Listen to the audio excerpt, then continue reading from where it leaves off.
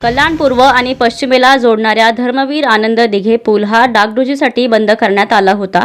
या पुलाच्या कामाची कल्याण पूर्वच्या भाजपा आमदार सुलभा गायकवाड यांनी केडीएमसी अधिकारी आणि भाजपा पदाधिकारी यांच्या समवेत पाहणी केली। या पुलाचे काम हे काही ठिकाणी समाधानकारक नसून येत्या 4 ते 5 दिवसात यातील त्रुटी दूर न केल्यास हा ब्रिज पुन्हा बंद करण्याचा इशारा यावेळी आमदार सुलभा गायकवाड यांनी देत वाहन चालकांची आणि नागरिकांची होणारी गैरसोय लक्षात घेता आज शुक्रवारीच हा ब्रिज वाहतुकीसाठी खुला करण्यात येणार असल्याचे गायकवाड यांनी सांगितले।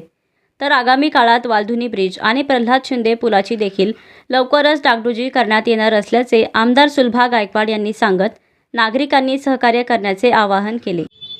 आज इथे आम्ही या ब्रिजची जी पाहणी केली, कारण पावसाळ्यामध्ये जे खड्डे पडलेले होते त्याच्यामुळे ट्रॅफिक खूप होती ती आणि नागरिकांची खूप गैरसोय होत होती।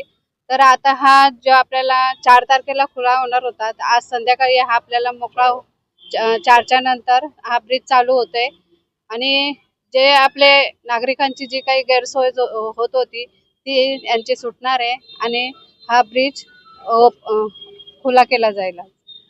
काम काही ठिकाणी खड्डे वगैरे दिसतात, तर त्याबाबत आपण समाधानकारक आहात? समाधानकारक तर नाहीये, पण त्यांना जेव्हा आम्ही प्रश्न विचारले की ही खालीवर का असं, तर ते बोलले की जेव्हा गाड्यांची मूवमेंट चालू होईल त्याच्यानंतर ते लेवल होणार आहे।